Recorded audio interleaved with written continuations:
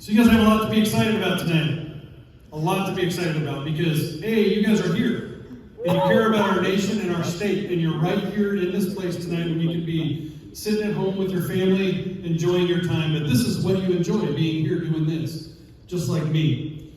I did indeed do quite a bit of time in the military. I was 17 years old, didn't have much money, grew up in a 70s Democrat type family. They used to be conservative, right? They're progressive now.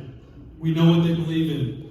I joined the military when the Air Force did counter-drug stuff for quite a while. Left, went back in, and became an Army officer and retired in 13, and immediately decided that I needed to continue serving. Didn't have any idea that that's what I was going to do. I went and got my master's degree and thought I wanted to be a superintendent of a school district. My, how that changed. So here I am, 8 years later, just won our election by 13.5% last night. And, you know, about a week ago, I announced that I'm running for Speaker of the House. That's another thing you guys should be really excited about. The reason I say that is I'm ranked in the top 4 almost every single session out of 150 members on almost every single scorecard as being a true conservative voter in Austin. And so, yes, I represent about 200,000 people in my district, but guess what? When I vote, the vote goes toward every person in Texas because, you know, essentially everything we vote on impacts you. Why am I running? Well, I've been down there 8 years and I've watched how it works. And the way it works is broken. We have a majority House and Senate. The Senate will pass all of the priorities in the first 30 days. They will be passed over the House. The House will misrefer bills. The speakers will send them to their own committees, to committees that have Democrat chairs. Those bills will die in those committees. The bills that come over from the Senate will be held. They'll be held until the last week. They'll barter, they'll make deals, and they will pass 2 or 3 of those bills, but they will ensure that every one of those priorities gets watered down. Why do you think that is? I'm going to tell you why. Because the Speaker needs Democrats to become the Speaker of the House. That's right. The one thing you have with me is, guess who I'm starting to call tomorrow? I've called about 8 people so far, but guess who I'm calling? I'm calling Republican representatives to try to earn their vote to be your Speaker of the House. I will call Republicans first. That is my first goal. I'm going to go through a couple of the priorities and kind of talk through them, but the reason I'm running is because the Texas House is broke. They go to the Democrats, they get the power, and they become the Speaker, and then they are beholden to the Democrats to make them happy so they can stay in that seat. Well, last time I checked, I currently represent 200,000 people. That puts the voters here and it puts me underneath them, not above them. The Speaker of the House is a servant of 150 House members, 149 others. So if voters are here and a rep is here, the Speaker is a servant of the Texas House and has no power, right? The Texas Speaker should not have power over the members. They should administer the rules of the House floor, refer bills, appoint chairman, do all of the administrative duties. But what do we have right now? We have a Speaker that I've told you I've talked to several members already, a Speaker that is telling them on day 3 when we vote on the rules, and the rule comes up about appointing Democrat chairs, he's telling members they will be punished, lose their chairmanships, and will not pass bills if they vote for that bill. What do you think of that? That's pretty good, right? Absolutely not. That's the wrong way. That place should not be led through fear and intimidation. The Speaker needs to be a servant to 149 members, and let me be clear. That Speaker is the servant of Democrats and Republicans too, but I want to be clear. You are a servant of all the members of the Texas House. But by golly, a Texas state representative that becomes the Speaker of the House, that's a Republican, that's super conservative, what do you think the likelihood is of pushing Republican priorities across the goal? Do you think it's higher? Well, it hasn't been, but it will be. It's going to happen. That is what will happen. However, there's about 85 or 86 Republicans that need to be convinced about what right looks like. Right? I'm not mad at any of them. I get it. I've been there a while. The fear and intimidation works. It's what they're used to. What's it going to take? You, the voters, and me. I have to reach out to them. I might have to fly all over the state. I might have to drive everywhere. I am willing to take the next 2 months to go do that. But it takes you. You need to call your state representative. You need to tell your family and friends across the state. I don't care where they live. If they have a Republican state representative that represents them, I'm asking you to have the constituents call them and tell them what they want. Remember, they work for you. Now, when I go to Austin, I'm going to be honest. I don't go down there to be friends with everybody. Matter of fact, a lot of people don't like me down there, and I'm okay with that. Because I'm really good friends with the people I represent in Arlington, Texas.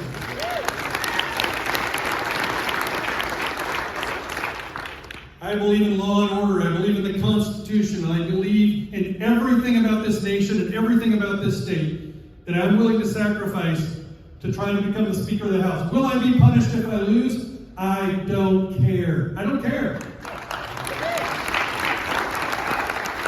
Now, what happens if I lose? Let's talk about that. They're going to tell me I can't pass bills. I do amendments anyway, and they don't get a choice in the committee to kill an amendment because on the House floor when I do an amendment, they can't stop it. They're voting on it. What else do I do? I kill really bad stuff that's going to touch your pocketbook and steal your liberty. I kill them all the time. I'm just going to keep doing that. I have other members off of the bills. I have other members off of the bills that I need to pass. Look, I'm friends with people down there, right? It's okay to go down there and fight. There is this perception of power down there. There's this perceived power that the Speaker runs the world. And you're not going to be able to do anything or be effective if you're not friends with the Speaker. Guess what? I'm effective in Austin. And I actually like the Speaker. Surprised? I like him. I think he's a nice guy. I can differentiate between the individual person, the human being that I like and love and respect, and the work they do, and me not liking how they do it. That's fair, right? As Christians, most conservatives, we're all Christian. I like the current Speaker. I don't like the job he does. I want to take his job and fix it.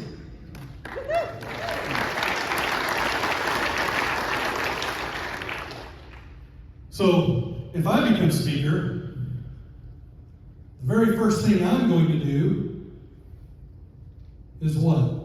I'm going to walk around and thank Republican members for voting me. Here's what I'm not going to do. Here's what I'm not going to do. I'm not going to let the Democrats leave the state, take $221 in taxpayer money every day. After 12 days, by the way, that would be considered a felony, and they were gone more than that. I'm going to hold the Democrats accountable. And I'm not going to go hug them the day they get back like my current Speaker did. Taking pictures on the House floor, thanking him for coming back, telling him he missed them. Again, I like the Speaker. I don't like the work he does. There's a difference. So the first thing I'll do is walk around and hug my peers and thank them for voting for me. Today, that's not going to happen because they're ruled by fear and intimidation, and they need you to call them. Right? What's going to happen on day 3? Day 3 is going to be a huge day in Texas, in the politics of the Texas House. We all know the big rule that's coming. What's the big rule change that everybody wants in Texas? No Democratic chair. That's it, right there. Right? 81% of Republican primary voters, Proposition 6, voted they do not want Democrat chairs. What do Democrat chairs do in Texas? They kill Republican priorities and they water them down, and the Speaker of the House allows it, encourages it, and helps it. Now, I will tell you that as a House member, I was one of the handful of people that voted for that last session. I voted for that rule change. And as a House member, I would vote for it again. I would vote for that rule. I think that our job is to do the will of the voters. Republican voters spoke. We go down there and execute what they ask us to do. Republican House members don't create the agenda. We go execute the agenda that is given to us. But far too often, all the time, that isn't followed. My pledge to you is that if I'm chosen to be the Speaker of the House, that whole House will be a better place for members. That House that is Republican-led will pass Republican priorities. That will happen. When the governor sends over bills from the Senate, those bills will pass. Are you with me?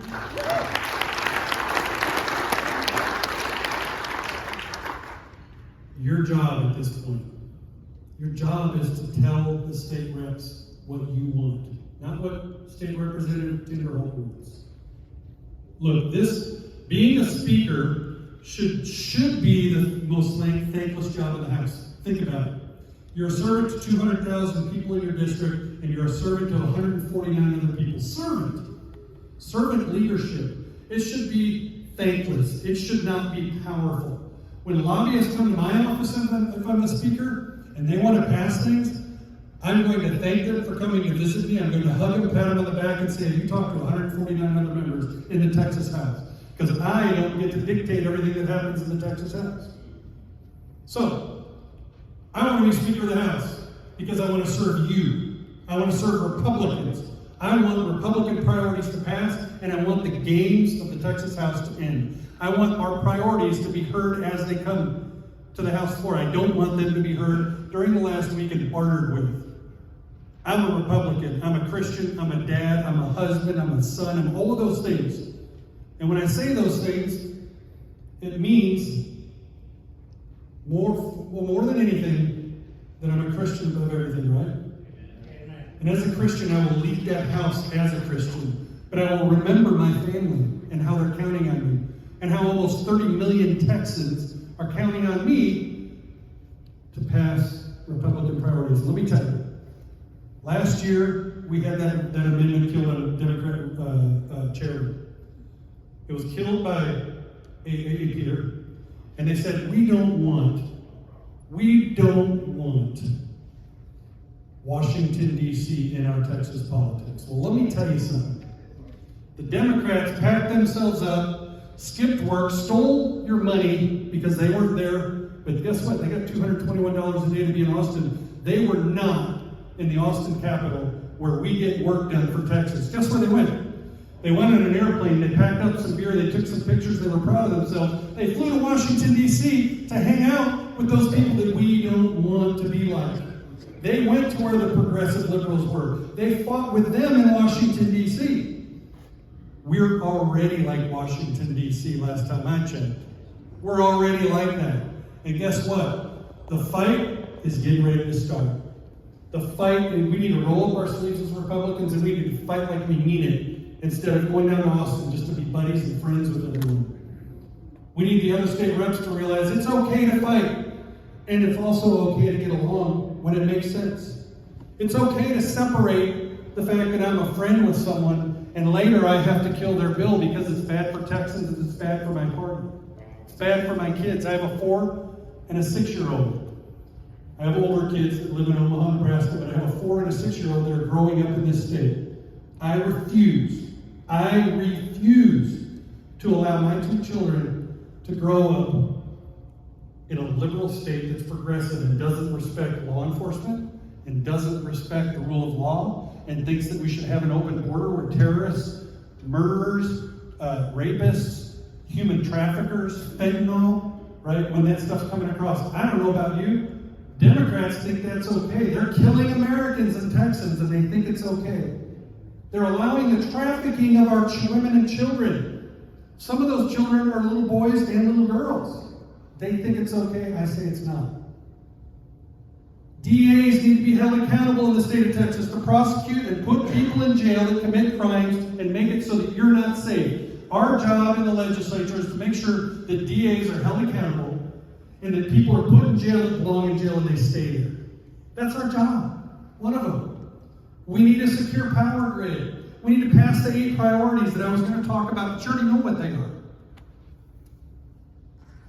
I could talk all night. I'm so motivated by this. I'm motivated that you guys are here on a weeknight. I'm excited, but what I'm going to do instead is I'm going to offer some questions. I'll answer a few questions.